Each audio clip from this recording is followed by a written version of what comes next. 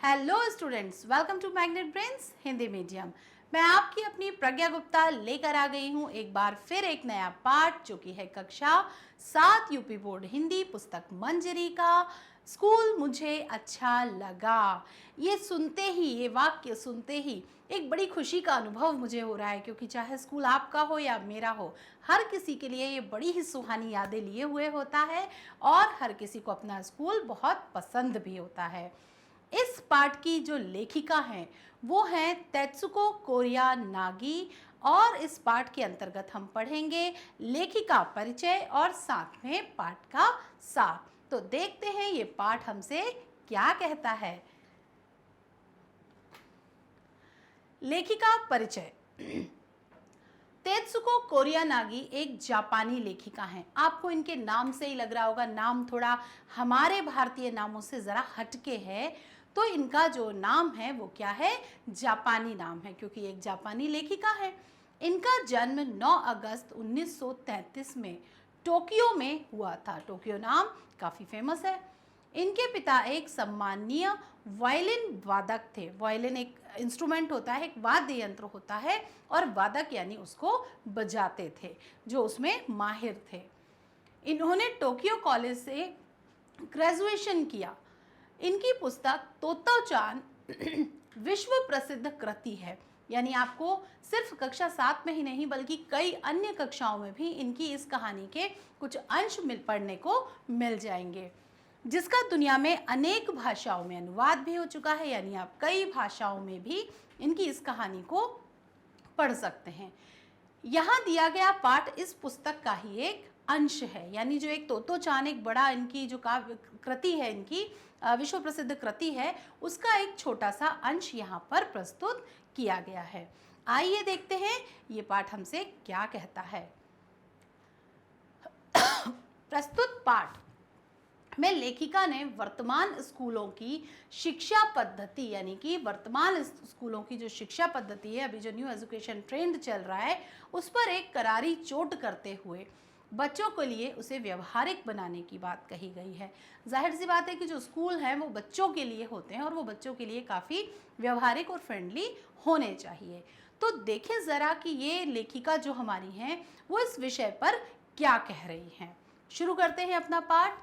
जब तोत्तो-चान ने नए स्कूल का गेट देखा, यानी अपने नए स्कूल में प्रवेश ले रही हैं, आज एंट्री ली है इन्होंने, और जब इन्होंने सबसे मेन गेट पर ही स्कूल का बड़ा सा एक गेट देखा तो वह ठिठक गई यानी रुक गई, वहां पर ये रुक गई।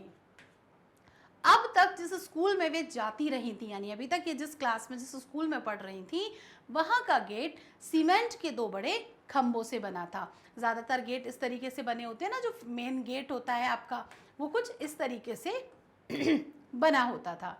सीमेंट के 2 बड़े खंभों का बना था। गेट पर बड़े बड़े अक्षरों में स्कूल का नाम लिखा हुआ था। यहाँ पर जो भी स्कूल का नाम है वो लिखा रहता है। इस पर स्कूल के गेट तो, लेकिन इस स्कूल का गेट तो पेड़ के 2 तनों का था, यानी यहाँ पर 2 बड़े वृक्ष लगे थे और ये वृक्षों के माध्यम से बना था। कितनी खूबसूरत सी बात है। और उन पर टहनियाँ और पत्ते भी थे। मुझे भी इस पाठ, यहाँ जो शुरुआत है, ये सुनकर बड़ा अच्छा एहसास हो रहा है कि ऐसा गेट तो शायद हमने कभी देखा ही ना हो। अरे, यह गेट तो बढ़ रहा है, क्योंकि गेट पेड़ों से बना था और वृक्ष तो लगातार, पेड़ जो लगातार गति करते रहते हैं, गतिमान होते हैं। तोत्तो-चान ने कहा, यह बढ़ता जाएगा और एक दिन टेलीफोन के खंबे से भी ऊंचा हो जाएगा, यानी इसकी जो हाइट है, इसकी जो ऊंचाई है, ये टेलीफोन के खंबे से भी ऊंची हो जाएगी। कभी देखा है ऐसा स्कूल जिसमें गेट बड़ा हो रहा हो? गेट के 2 खंबे असल में पेड़ ही थे, यानी जो यहाँ पर दिखाई दे रहे थे वो पेड़ ही थे, जिनकी जड़ें मौजूद थीं, और जब जड़ें होती हैं तो लगातार वृक्ष तो वृद्धि करेगा ही। कुछ और पास पहुंचने पर तोत्तो-चान ने अपनी गर्दन टेढ़ी करके स्कूल का नाम पढ़ना चाहा। टहनी पर टंगी नाम की तख्ती यानी बोर्ड जो लगा रहता है, भी हवा से सॉरी टेढ़ी हो गई थी। तो मो ए गा कु एन ऐसे करके उसने टुकड़ों टुकड़ों में उस नाम को पढ़ने का प्रयास किया तोत्तो-चान ने। तोतो चान माँ से पूछना चाहती थी कि तोमोए का मतलब क्या होता है। तभी उसे अचानक एक ऐसी चीज दिखी और उसे लगा कि जैसे वो सपना देख रही हो। वह बैठ गई ताकि झाड़ियों के बीच से अच्छी तरह देख सके। उसे अपनी आंखों पर विश्वास नहीं हो रहा था। माँ, क्या यह सचमुच की रेलगाड़ी है? देखो, वहां स्कूल के मैदान में। तो चांद ने ऐसा अपनी माँ से पूछा। स्कूल के कमरों की जगह रेलगाड़ी के 6 बेकार डिब्बे, ध्यान दीजिएगा, रेलगाड़ी के 6 बेकार डिब्बों को यहाँ पर काम में लाया गया था। और उनसे क्या बनाए गए थे? उनसे कक्षा के कमरे बनाए गए थे। है ना कितनी अनोखी बात। तो चांद को लगा ऐसा तो सिर्फ सपने में होता होगा, रेलगाड़ी में स्कूल। डिब्बों की खिड़कियां सूरज की प्रातःकालीन धूप में चमक रही थीं। धूप पड़ रही थी उन डब्बों पे और वो चमक रही थी खिड़कियां। लेकिन झाड़ियों के बीच से झांकती गुलाबी गालों वाली एक नन्ही सी लड़की की आंखें और भी ज्यादा चमक रही थी। और ये लड़की कौन थी? ये थी हमारी तोतो चान। क्षण भर बाद ही तोतो चान खुशी से चिल्लाई और रेलगाड़ी के डिब्बे की ओर भागी। भागते भागते मुड़कर ही माँ से कहा, आओ जल्दी करो। एक्साइटमेंट होता है ना किसी चीज का, बहुत ज्यादा देखने का उत्साह बढ़ गया उसका। बिना हिले डुले खड़ी इस रेलगाड़ी में हम झट से चढ़ जाते हैं, तुम अभी अंदर नहीं जा सकती, माँ ने उसे रोकते हुए कहा। ये कक्षाएं हैं, यानी कि ये जो यहाँ पर जो डब्बे दिखाई दे रहे थे वो क्या थी? उस स्कूल की लगने वाली कक्षाएं थी। और तुम तो अभी स्कूल में दाखिल भी नहीं हुई हो। दाखिल यानी कि प्रवेश, एडमिशन लेना। अगर सचमुच इस ट्रेन में चढ़ना चाहती हो तो तुम्हें हेडमास्टर जी के सामने कायदे से पेश आना होगा। कायदे से यानी स्कूल में आप एक डिसिप्लिन से पेश आते हैं अपने टीचर्स के सामने, चलते हुए कॉरिडोर में जाते हुए, टिफिन करते हुए, पढ़ाई करते समय। तो आपको स्कूल में एक कायदा यानी कि अनुशासन में रहना होता है। अब जब हम उनसे मिलने जाएंगे, अगर सब कुछ ठीक रहा तभी तुम इस स्कूल में आ सकोगी। हर स्कूल के कुछ नियम होते हैं, उनके अनुसार उनका पालन करने के बाद उस स्कूल में दाखिला या प्रवेश मिलता है। तो चांद की माँ ने भी उसको ये सारी बातें समझा। अगला है, माँ ने कहना तो चाहा कि प्रश्न यह नहीं है कि तुम्हें स्कूल अच्छा लगता है या नहीं, बल्कि यह है कि हेडमास्टर जी को तुम अच्छी लगती हो या नहीं। पर उसने सिर्फ ये सोचा, लेकिन कहा कुछ नहीं। माँ ने उसका हाथ थाम लिया यानी कि पकड़ लिया, और वे हेडमास्टर जी के दफ्तर की ओर बढ़ने लगी। दफ्तर यानी ऑफिस, जहाँ बैठकर हेडमास्टर जी अपना काम करते थे। हेडमास्टर जी का दफ्तर रेलगाड़ी के डिब्बे में नहीं था। वह दाहिने हाथ की ओर, दाहिने हाथ यानी एक होता है दाहिना, एक होता है बायां हाथ। तो दाहिने यानी सीधे हाथ की तरफ, सीधे हाथ की तरफ एक मंजिले भवन में था। एक मंजिल यानी उसके ऊपर कोई और बिल्डिंग नहीं थी। वहां पहुंचने के लिए 7 अर्धगोलाकार, क्या होता है? ये होता है गोल। अर्धगोलाकार यानी हाफ सर्कल जिसे आप कहते हो, है ना? वहां पत्थर की कुछ सीढ़ियां चढ़नी होती थी।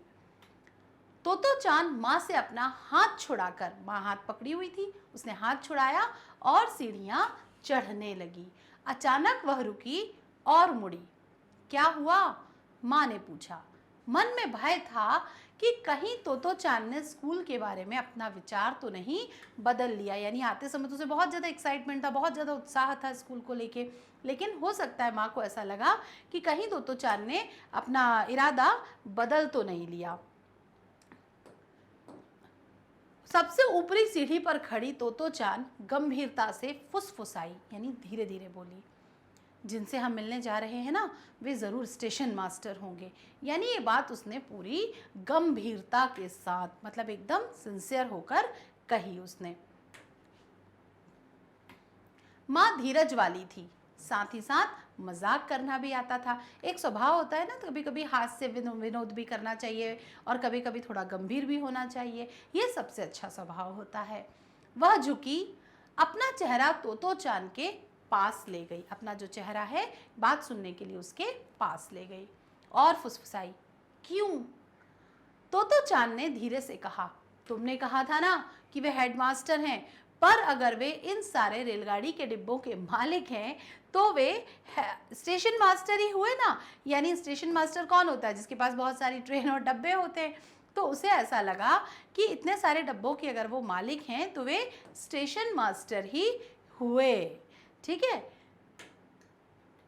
माँ को मानना पड़ रहा था कि रेलगाड़ी के डिब्बों में सचमुच स्कूल चलाना एक अनूठी बात थी। वास्तव में आपको और मुझे पढ़ के भी ये बड़ा अच्छा अनुभव लग रहा है, बड़ा अच्छा नया आइडिया भी लग रहा है, तो ये एक अनूठी बात थी। पर फिलहाल समझाने का समय नहीं था। माँ ने सिर्फ इतना ही कहा, तुम उनसे ही क्यों नहीं पूछ लेती कि वो क्या हैं? पर तुम अपने डैडी के बारे में क्या सोचती हो? वे वायलिन बजाते हैं और उनके पास ढेरों वायलिन है, पर इससे क्या अपना घर वायलिन बनाने की दुकान तो नहीं बन जाता ना। यानी अगर कोई व्यक्ति किसी काम को करता है या वो उसका शौक है या उस काम से जुड़ा है तो पूरा का पूरा काम सिर्फ उसी के अंडर में नहीं आ जाएगा ना। तो ऐसा माँ ने उसको समझाने की कोशिश की। हाँ, दुकान तो नहीं बन जाता अपना घर। तो चान ने माँ का हाथ थामते हुए सहमति जताई, यानी उसने कहा भी और अपनी बात कह भी दी। हेडमास्टर जी, जब माँ और तोतो चान दफ्तर में घुसी तो कुर्सी पर बैठे हुए वो जो सज्जन यानी कि एक ऐसा व्यक्ति जिसको फुल एटिकेट्स होते हैं कि कब किसके सामने हमें कैसा व्यवहार करना है। और यहाँ जिस व्यक्ति से हम तोतो चान और उसकी माँ मिल रहे थे वे तो खास तौर पे हेडमास्टर ही थे। तो वो उनके स्वागत करने के लिए उनके शिष्ट व्यवहार करते हुए वो वहाँ उठ खड़े हुए। उनके सिर पर बाल कम हो चले थे, कुछ दांत भी गायब थे, पर चेहरा स्वस्थ लगता था। बहुत लंबे भी नहीं थे वे सज्जन, यानी कि उनकी जो हाइट है वो बहुत ज़्यादा नहीं थी, पर उनके कंधे और बाहों में मजबूती लगती थी। यानी कि कुछ चीज़ें, बाल कम थे, दांत कम थे, लेकिन वो फिर भी फिट दिख रहे थे। जल्दी से झुककर तोतो चान ने नमस्ते किया और तब उत्साह से पूछा, आप स्कूल के मास्टर हैं या स्टेशन मास्टर? बच्चे ऐसा ही उत्साह दिखाते हैं ना जब उन्हें कोई बात पूछनी होती है। तो उसने देखते से ही प्रश्न किया। माँ अकुलाई। माँ को लगा कि ये क्या आते से ही पूछ लिया इसने।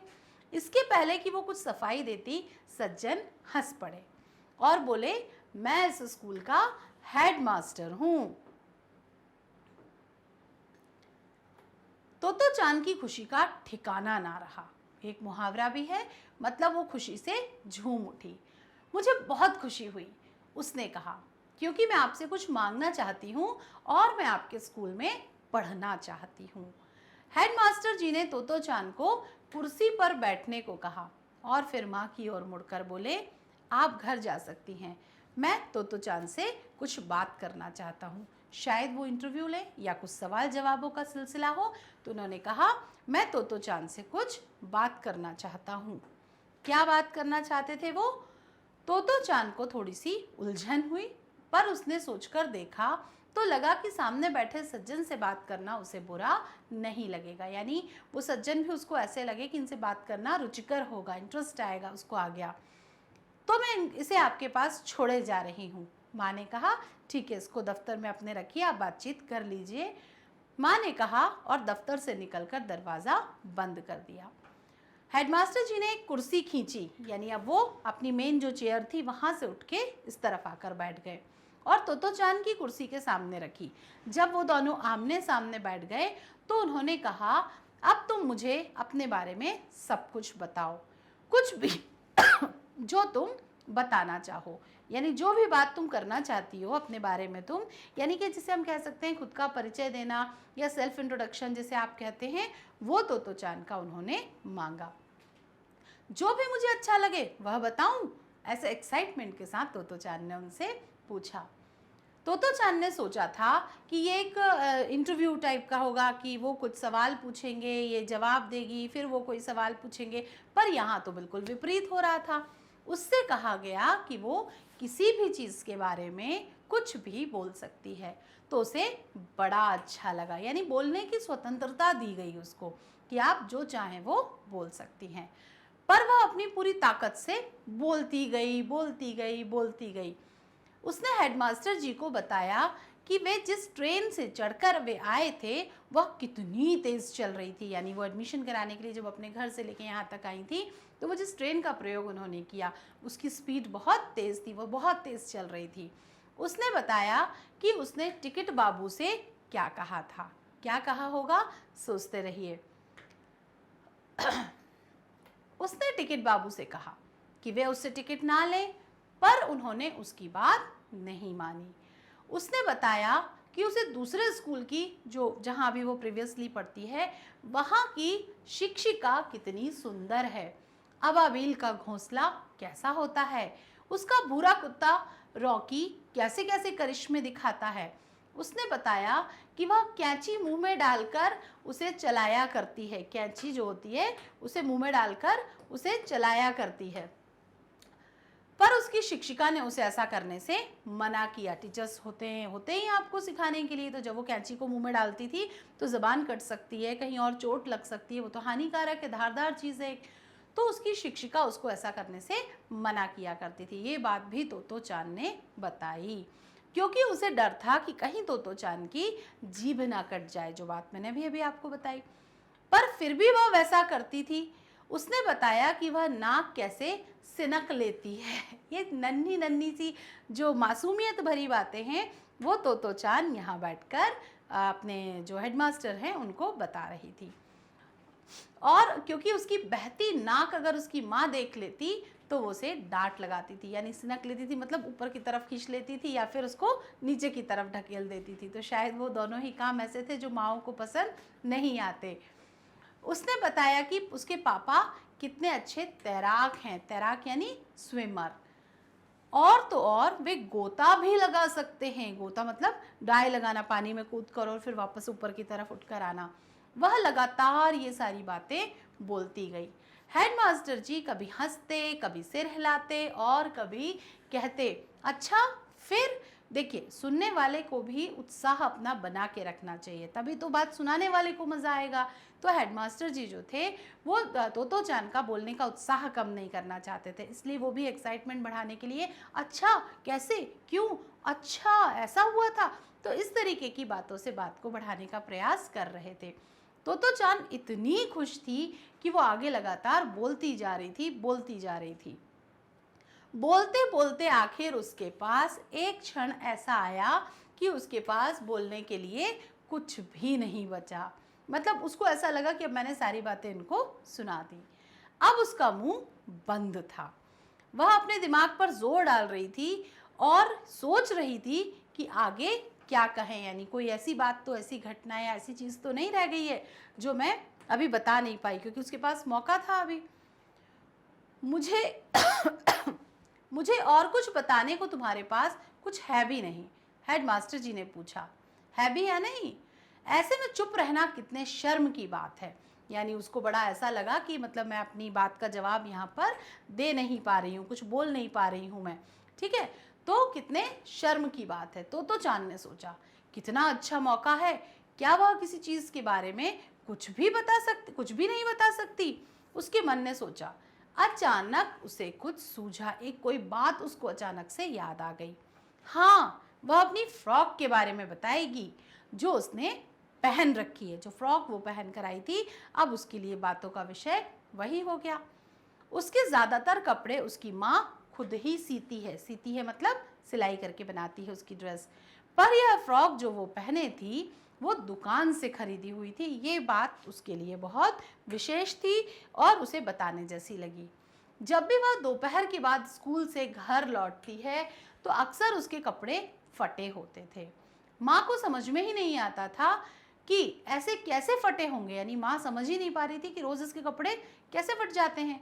हेडमास्टर जी को उसने बताया कि ऐसा कैसे हो जाता था, यानी एक सीक्रेट आउट किया उसने उनके सामने कि ये ऐसा कैसे होता था, उसके कपड़े कैसे फट जाते थे। असल में उसके कपड़े इसलिए फटते थे क्योंकि वह दूसरों के बगीचों में और बगीचों में झाड़ियों के बीच में से छुप के झुक के वहाँ से निकलती थी। साथ ही वह खाली ज़मीन के चारों ओर लगे कटीले तारों में, जो फेंसिंग किसे हम कहते हैं ना, जो किसी जगह को सुरक्षित करने के लिए चारों ओर तार की फेंसिंग लगा दी जाती है, तो उन कटीले तारों के नीचे झुककर भी घुसती थी, यानी कितनी शरारती बच्ची थी ये। इस कारण से उसके कपड़े फट जाते थे। आज जब सुबह तैयार होने की बारी आई तो माँ की सिली हुई सारी फ्रॉक जो थी उसकी, वो सब कहीं ना कहीं से उनकी सिलाई खुली हुई थी, यानी फटी हुई थी। और उसकी खरीदी हुई, फिर उसने क्या करा, जो ये खरीदी हुई एक फ्रॉक थी उस पर इनकी नज़र पड़ी। फ्रॉक पर लाल और स्लेटी रंग के चेक बने हुए थे। चेक प्रिंट्स की डिज़ाइन होती है ना, शर्ट वगैरह में भी आपने देखी होंगी। कपड़ा जर्सी का है। फ्रॉक इतनी भी बुरी नहीं थी, पर माँ को लगता है कि कॉलर पर जो उसके कढ़े हुए लाल फूल हैं, कॉलर यानी ये, इस पर जो लाल रंग के फूल काढ़े हुए हैं वो फूहड़ है। वो माँ को वो फूलों का डिज़ाइन पसंद नहीं आया। माँ को कॉलर पसंद नहीं है। तोतो चांद ने कॉलर उठाकर हेडमास्टर जी को दिखाया कि ये देखिए, ये जो कॉलर पे फूल बने हुए हैं ये मेरी माँ को पसंद नहीं है।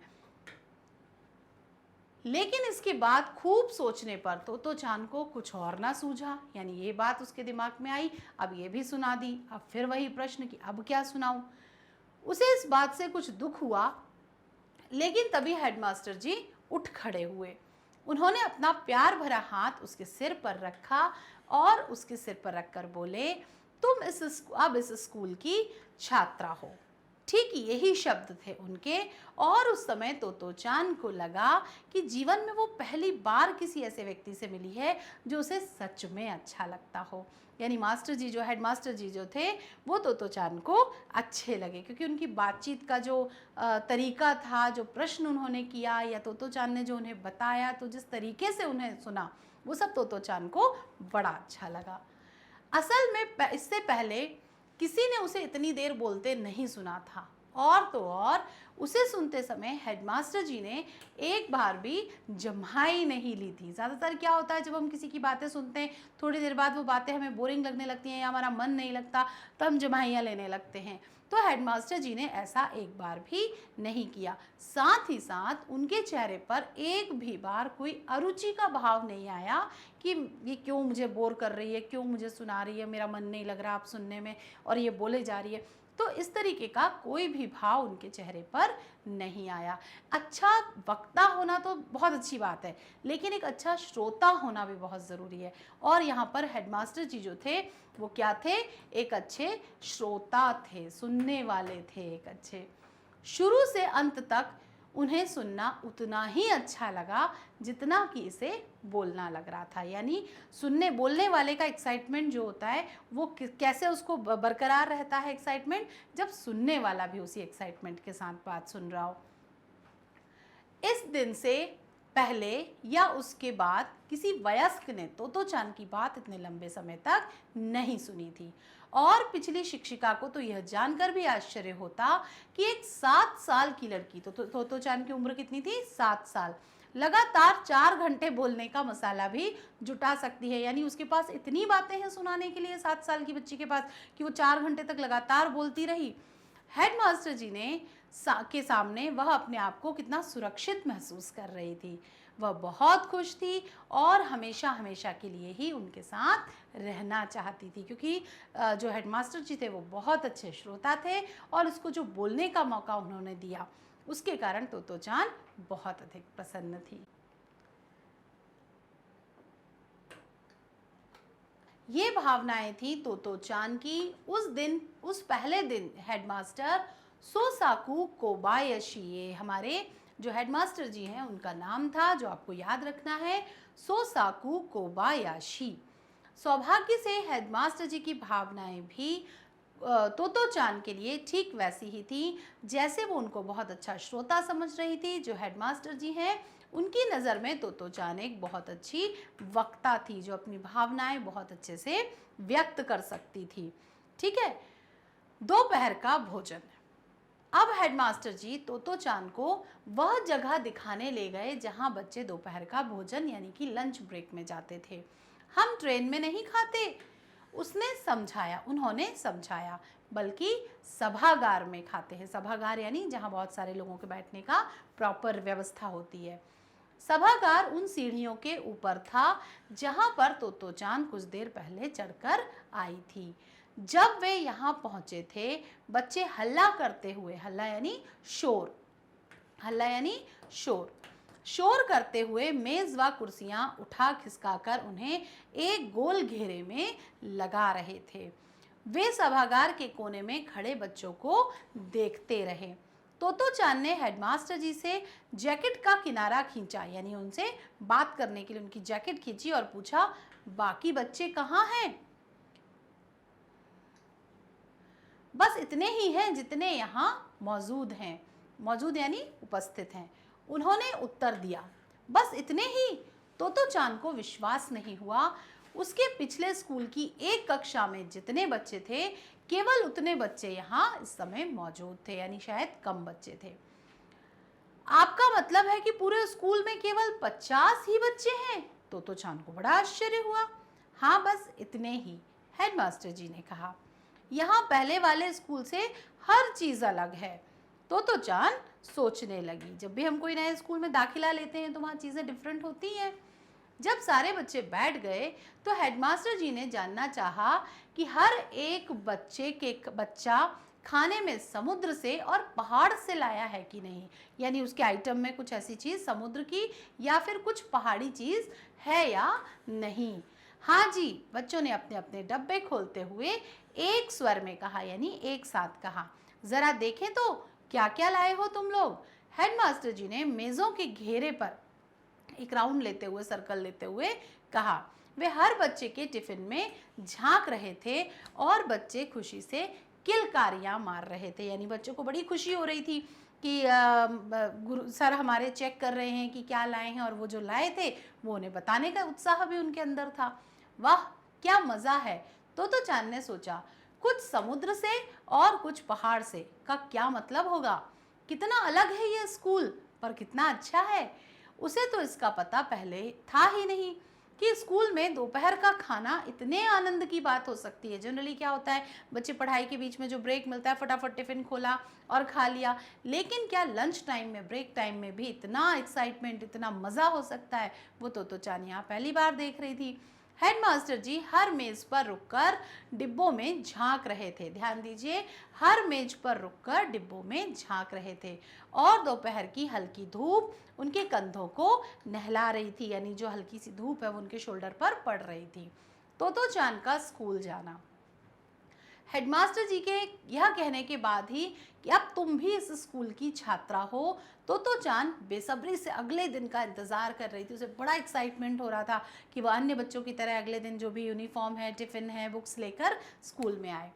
इस सप्ताह से उसने कभी किसी दिन का इंतज़ार नहीं किया था। अक्सर माँ उसे स्कूल के लिए बिस्तर छुड़वाने में भी उसको बहुत परेशानी होती थी पुराने वाले स्कूल में उसको। पर उस दिन वह दूसरों से पहले ही उठकर तैयार हो गई, अपना बस्ता पीठ पर टांगे और इंतज़ार करने लगी कि अब मेरा स्कूल कब शुरू हो। माँ को तो उसे बहुत कुछ कहना था, तो चान को नाश्ता देकर वह उसका लंच बॉक्स बनाने में जुट गई। उनमें कुछ समुद्र से और कुछ पहाड़ से भी तो डालना था। माँ ने रेलगाड़ी के पास एक प्लास्टिक की थैली में माँ ने रेलगाड़ी के पास को एक प्लास्टिक की थैली में डाला। रेलगाड़ी का पास यानी कि जो आपके स्कूल में आइडेंटिटी कार्ड मिलता है ना, जिसे आप गले में पहनते हो, तो वहाँ पर इसके स्कूल में जो था वो आइडेंटिटी कार्ड को यहाँ पास कहा गया है। और एक डोरी से उसे तो चांद के गले में लटका दिया। जनरली आपको तो स्कूल में ऐसा रेडीमेड मिलता है कि जो एक आई कार्ड, पूरा एड्रेस, फ़ोन नंबर वगैरह होता है और उसमें एक डोरी लगी हुई होती है, लेकिन माँ ने यहाँ पर वैसा बनाया था उसके लिए, ताकि वह खो ना जाए। अच्छी लड़की बनना, ये एक हर माता पिता की जो उम्मीद होती है, वैसे ही तो चांद की माँ ने भी कहा। बिल्कुल, तो चांद ने जूते पहने, सामने का दरवाज़ा खोला, वह मुड़ी और शिष्टता से झुककर बोली, अच्छा गुड बाय।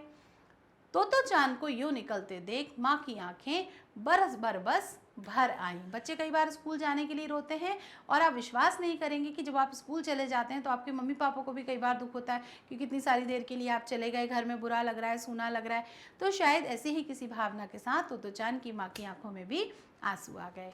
कितना कठिन था यह मानना कि उनकी चुलबुली बिटिया आज से इतनी खुशी से स्कूल जा रही है, हाल ही में एक स्कूल से निकाली जा चुकी है। उसने दिल से प्रार्थना की कि इस बार सब कुछ शुभ हो। तो ये था हमारा नया पाठ, पाठ का सार आपने पढ़ा, बचे हैं अब शब्दार्थ, जिसमें से बहुत सारे शब्द तो हम पाठ के दौरान ही समझ चुके हैं। फिर भी एक नज़र डालते हैं, जिसमें पहला शब्द है कायदा। कायदा का अर्थ होता है नियम, ढंग, विधान, रूल्स जिसे आप कहते हैं। फुसफुसाना, धीमी आवाज में बोलना। कल ये सारा पाठ पढ़ लेना, कुछ इस तरह से। वायलिन एक तरीके का वाद्य यंत्र। गड्ड-मड्ड यानी मिक्स्ड, एकदम अनाप शनाप मिला हुआ, किसी भी सामान में कुछ भी मिला देना। अबाबिल यानी एक छोटी चिड़िया जो कि है खंडरों में घोंसला बनाती है। जो पुरानी बिल्डिंग्स होती हैं, पुराने स्थान होते हैं, खंडर, किले वगैरह, वहाँ वो घोंसला बनाती है। करिश्मा यानी करामात, चमत्कार, जिसे आप जादू भी कहते हैं। जम्हाई यानी उबासी, ऊब, आलस्य आदि से होने वाली शरीर की एक सहज क्रिया। हो, कहीं आप मेरा वीडियो देखते समय तो ऐसा नहीं कर रहे? बिल्कुल, सोचना भी मत। बेसब्री यानी कि अधीरता, किसी चीज़ में बहुत थोड़ा सा एक्साइटमेंट हो जाना, धीरता हो जाना। तो इस तरीके से हमने पढ़ा आज पाठ का सार। हमने जाना कि किस प्रकार तोतो चान एक बहुत अच्छी वक्ता थी और उसके हेडमास्टर जी जो थे वो एक बहुत अच्छे श्रोता थे। यानी दोनों ही इन चीज़ों का विकास हमें अपने अंदर करना है। साथ ही साथ स्कूल कैसा होना चाहिए इस बारे में भी इस पाठ में काफ़ी अच्छे से दिया हुआ है कि स्कूल व्यवहारिक होना चाहिए, स्कूल बच्चों के हिसाब से होना चाहिए। तो इस पाठ को करेंगे अभी हम कंटिन्यू, पढ़ेंगे इसके प्रश्नोत्तर अगले वीडियो में। कीजिए मेरा इंतज़ार, देखते रहिए मैग्नेट ब्रेन्स हिंदी मीडियम, जिसमें बहुत सारी एक्साइटमेंट आपके लिए यहाँ पोस्ट किए गए हैं। CBSE, Hindi medium, English medium, UP board, Bihar board, NTSC, olympiad, CUET और साथ ही साथ स्पोकन इंग्लिश भी।